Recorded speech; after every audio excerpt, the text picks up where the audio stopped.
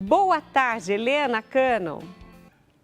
Boa tarde, Rita Maria. Prazer enorme estar aqui com vocês e com todas as suas amigas aqui, mesmo no formato online. Estou sentindo energia aqui boa chegando de vocês. Mas você sabe que hoje é tão comum a gente fazer essas lives ou fazer essas entrevistas de maneira online, porque facilita bastante. Então, eu quero agradecer a sua disponibilidade também de estar comigo. Eu sei que aí no Supera vocês trabalham muito o cérebro, ativando com exercícios e etc. Mas nem todo mundo entende isso, não sabe como manter e preservar essa memória. E eu gostaria de fazer essa relação, que é o nosso tema de hoje, Helena, sobre essa saúde do cérebro com a Covid. Quais são as sequelas que a Covid está deixando, quais são os problemas que já foram identificados e de que forma a gente pode cuidar de tudo isso. Claro que a gente vai fazer isso durante a nossa conversa, mas eu queria que você já desse esse start para a gente. Legal. Olha só, Rita, a gente está ainda no processo, né, da pandemia. A gente achava que ia ter uma duração menor, mas infelizmente ela está aí se arrastando até o presente momento, né? Então, o que a gente tem percebido em termos de pesquisas é que esse vírus, ele é uma inflamação sistemática, é uma doença sistêmica. Ela não está só localizada nos aparelhos respiratórios, como de início a gente achava, fosse só o pulmão fosse acometido, mas não, tá? O que se percebeu é que também ele acomete os rins, incluindo o cérebro. Tá? E isso tem deixado muitos especialistas assim preocupados, né? Onde se achava que a inflamação era uma coisa mais localizada e não, ele é de uma forma sistêmica, ele ataca outros órgãos além dos pulmões, tá? E como isso está relacionado com a ginástica cerebral, que é a reserva cognitiva, que a gente vai também falar dele hoje, tá bom? Existe uma ponte, tá? Entre esses dois assuntos. Tá bom? Porque a gente pode fazer prevenção desses sintomas neurológicos nefastos que essa doença traz, tá bom? Principalmente naqueles quadros mais graves da Covid, daquela internação mais prolongada, tá? Então, essas pessoas, elas estão mais propensas a ter esses sintomas. E a gente vai aqui, ao longo da nossa conversa de hoje, esclarecendo ponto a ponto. Você falou sobre a reserva cognitiva. Seria interessante nós explicarmos isso para quem está assistindo, porque talvez o pessoal não entenda o que seja essa reserva cognitiva que vai nos ajudar, inclusive, a manter a saúde do nosso cérebro, mesmo tendo a Covid. Correto. Olha só, Rita, esse termo, reserva cognitiva, ela veio lá da neurociência, tá bom? E elas nos diz o seguinte: quando você pratica ginástica cerebral, isto é, quando você estimula o seu cérebro, você cria novas conexões neurais e fortalece as que já tem no nosso cérebro. Então, conexão neural, falando de uma maneira bastante simples, são as ligações que existem entre as duas células, que são os neurônios no nosso cérebro, tá? É como se fossem fiações, tá? Os nossos neurônios estão interligados através dessas fiações, tá bom? Quando você pratica estimulação cerebral, Rita, você cria novas conexões entre os neurônios, você cria novas comunicações, tá? Além disso, você fortalece aquelas comunicações que já existem. Quando você cria novas conexões neurais, você aumenta, tá, a sua reserva cognitiva. Então, reserva cognitiva nada mais é do que uma poupança de saúde cerebral que você pode adquirir estimulando o seu cérebro. Tá? Então, você, na verdade, estará fortalecendo o seu cérebro com relação não só às sequelas neurológicas do Covid, como também das demências. Tá? Então, reserva cognitiva, de uma maneira bastante simples, é isso, tá? É o resultado da estimulação cerebral que a pessoa faz ao longo da vida dela. Tá bom? E tem idade para começar ou para terminar essa ginástica cerebral que vai nos dar essa reserva cognitiva que nós precisamos? Perfeito, Rita. Mais cedo possível, tá? Seria interessante a gente começar a fazer essa estimulação cerebral. Por exemplo, na infância. Tudo que você apresentar para uma pessoa, seja criança, adolescente, adulto ou idoso, toda atividade que contenha novidade, variedade e grau de desafio crescente é considerada uma estimulação cerebral. na verdade, tudo que você oferece de diferente para o seu cérebro. Ou seja, quando você sai do piloto automático, quando você sai da sua rotina, sai da sua mesmice, sai da sua zona de conforto, tá? Toda vez que você provocar o seu cérebro, e essa provocação demanda pensamento, demanda esforço para aprender, por exemplo, você estará estimulando o cérebro. Qual a idade ideal? A partir dos 6 anos é o que a gente começa aqui dentro do nosso curso, tá? Qual é o tempo limite? Enquanto estivermos respirando, nós precisamos estimular o cérebro. Ou seja, ao longo da vida toda. Não tem tempo limite máximo. Quer dizer, tá? quem está acima do 7.0 também pode começar. Com toda certeza. E olha, uma das coisas que a gente acaba sabendo, porque há divulgação na mídia a respeito disso, é que a memória, ela está, das pessoas que tiveram Covid principalmente, ela está sendo afetada também. As pessoas estão se esquecendo de coisas básicas como o nome de uma pessoa da família, com quem convive. Vai falar o nome, aquilo apaga, que seria uma memória comum, é uma coisa que a mãe sabe o nome dos filhos, mesmo trocando de vez em quando, né? Minha mãe quando vai falar, ô Rita, ô Nádia, ela... Mas mesmo assim ela sabe os nomes. Agora, nesse caso, não. É como se tivesse apagado alguma coisa e essa pessoa não consegue lembrar coisas básicas. O nome de uma flor, por exemplo. Nossa, eu sei o nome dessa flor, mas não estou lembrando. E geralmente isso está acontecendo principalmente com as pessoas como sequela mesmo da Covid. Existe uma forma de nós minimizarmos esse impacto da Covid no cérebro, na memória? Sim, tem sim, Rita. Olha só. Por que é acometido justamente a memória que a gente chama de memória de curto prazo? O órgão responsável disso dentro do nosso cérebro é o hipocampo.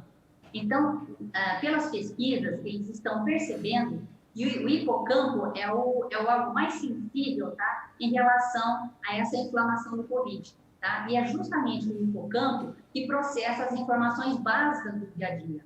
Tá? Então, ele é o responsável por esse processamento e é ele que é atacado. Então, as pessoas, quando tem então, essa sequela grave, né, o patamar mais grave da Covid, então, pode ser que ela desenvolva, tá, essa falha de memória de curto prazo, tá bom? Mas não é uma coisa assim, como se diz, se a pessoa está com Covid, ela vai ficar com a memória fraca. Não. Não é para todos, né? Isso, não é direto. Na verdade, Rita, quanto mais reserva cognitiva um cérebro tiver, quanto mais protegido ele tiver, mais protegido ele estará também desses sintomas. Olha que coisa interessante. Tá? Então, uma reserva cognitiva robusta, um cérebro bem trabalhado, pode ser que ele nem sinta o dano da Covid, mesmo que o dano esteja acontecendo dentro do cérebro. Então, ele não tem sintoma.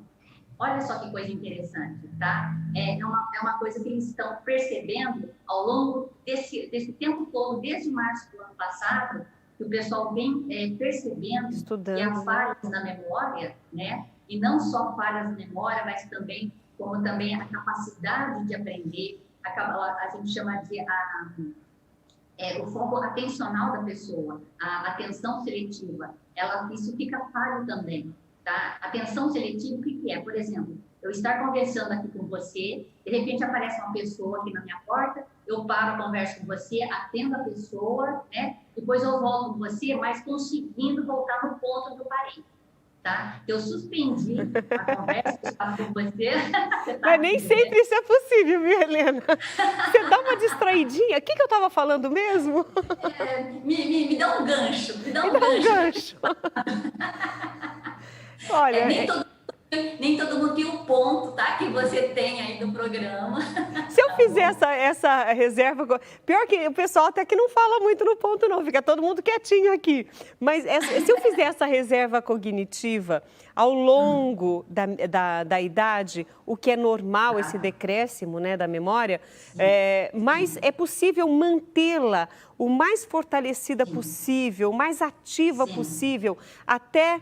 E a gente aqui já nem está falando mais de Covid, está falando mesmo da idade, desse envelhecimento natural. Existe possibilidade de manter essa memória por muito tempo?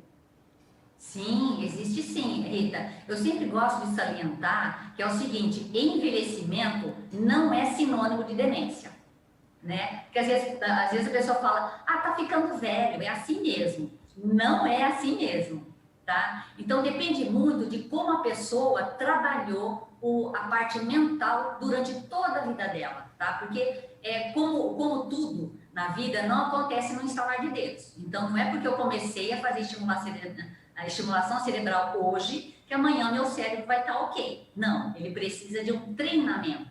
Tá? E isso demanda tempo, e esse tempo de melhora, ele é percebido conforme a pessoa já vem trabalhando o cérebro. Então, suponhamos uma situação assim, Rita, um cérebro que estudou durante muito tempo, que fez a graduação, que fez pós-graduação. Esse cérebro, ele está mais treinado, a reserva cognitiva dele está mais robusta do que uma pessoa que só terminou o ensino médio, depois não estudou mais nada, não ofereceu nada de novo para o cérebro, assistiu televisão o tempo todo, não teve nenhum relacionamento em relação à parte intelectual. Então, essa pessoa... Não estimulou. Justamente, não estimulou ao longo da vida, tá? Esse cérebro, ele estará mais propenso a desenvolver não só a sequela severa de cognição da COVID, como também a sequela em relação a demências. Então, a probabilidade, a chance de desenvolver é muito alta, tá? Em relação ao cérebro que trabalhou durante o tempo todo com relação à estimulação cerebral. Helena, dá umas dicas para a gente está quase encerrando a nossa conversa, mas eu não posso deixar o pessoal de casa sem algumas dicas. Uma vez falaram assim para mim, Rita, tenta escovar os dentes com a mão esquerda. É a coisa mais horrível desse mundo, mas eu fui tentar e a gente vai. Quando você for voltar para casa, volta por um caminho diferente que você nunca fez. E algumas coisas assim, isso também ajuda, ou fazer palavras cruzadas, caça-palavras, essas coisas ajudam a estimular o cérebro?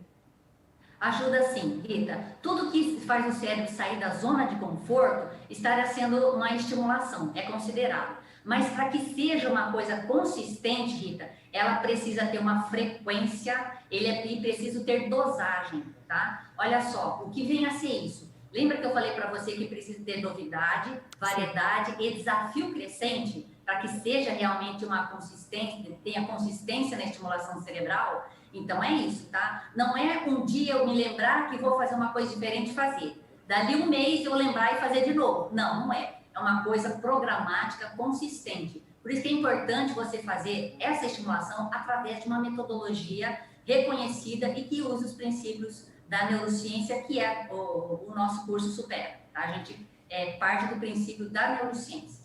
Tá bom? Helena, nós fizemos um desafio, por sugestão sua, inclusive. Eu não consegui ver as respostas, porque a nossa conversa está tão interessante que eu nem vi se o pessoal conseguiu responder a nossa charada, né?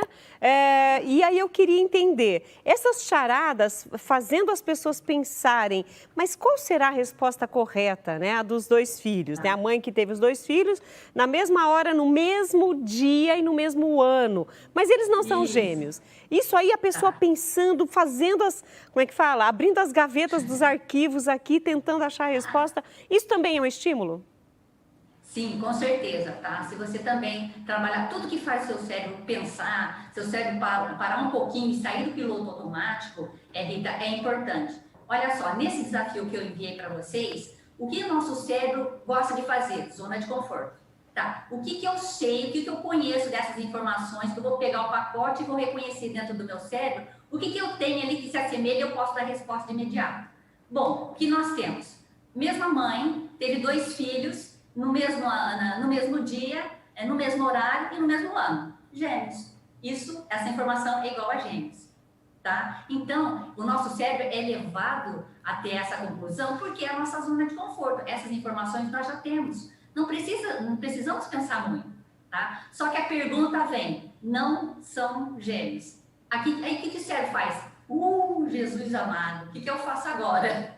A informação que eu tenho é que são gêmeos. O que eu faço? Não, mas são gêmeos. Não. Então, começa aquele debate. Não, então a pergunta está errada. Não, esse é pegadinha. Então, o cérebro começa a criar situações de que ele não precisa pensar. Então, o outro está errado. É pegadinha. Não existe a resposta. Então, na verdade, Nós temos que pensar de forma diferente. Ok? Então, o que eu tenho de dado? O dia, horário e o ano. Beleza. Tá faltando um dado, Rita, para que de fato sejam gêmeos. Qual dado é esse? Essa pergunta eu vou colocar no ar e eu vou responder assim que você me liberar. Olha, eu estava olhando aqui, Helena, duas pessoas responderam. Uma disse assim, placentas diferentes, mas aí no caso seriam gêmeos, né? E meses diferentes. Então, agora você nos dá a resposta ou vamos deixar o povo pensar o resto do ano? Olha, é justamente isso, tá? Numa situação assim, totalmente abstraindo, né? Uma situação onde a mãe possa ter mesmo dia, mesmo horário, mesmo ano, só que em meses diferentes. Aí não são gêmeos, tá? Como nós temos gestação normalmente de 9 meses, então dá para isso acontecer. Isso é uma coisa factível, tá? É possível. Só que, é claro, uma situação assim totalmente fora da curva, né? Mesmo dia, mesmo horário, meu Deus do céu, né? Um nasceu em janeiro, o outro em dezembro, no mesmo ano. É isso. Tem que ser meses diferentes. Para não ser gêmeos, os meses são diferentes. Essa é a resposta. Helena, eu quero agradecer sua participação comigo, enriqueceu o nosso cérebro, muito obrigada. E eu espero que você esteja comigo com outros temas, outras vezes, para a gente estimular esse povo maravilhoso que nos assiste a buscar esse algo mais, fortalecer a memória e ter esse envelhecimento saudável que todo mundo quer, né? E é importante a gente trabalhar esse cérebro mesmo, fazer a ginástica, fazer ele ficar robusto, como você falou, ficar fortalecido. Eu quero agradecer a você, a equipe do Supera, que com muito carinho cedeu esse tema para nós, que era de uma comunicação interna, e eu acredito que hoje enriqueceu a vida de muita gente também. Obrigada por estar comigo. Obrigada, Rita, pela oportunidade, tá bom? Então, vamos cuidar também do cérebro, gente, porque todos nós queremos envelhecer, mas envelhecer com qualidade, tá bom? E olha, nós estamos disponibilizando aí o contato de vocês, pelo telefone, o número tá aí, e também pelo WhatsApp. Então, quer ligar? Tá lá, quer mandar uma mensagem pelo WhatsApp? Anota aí que a Helena, com muito carinho, vai responder, tá joia? Helena, beijo para você, viu?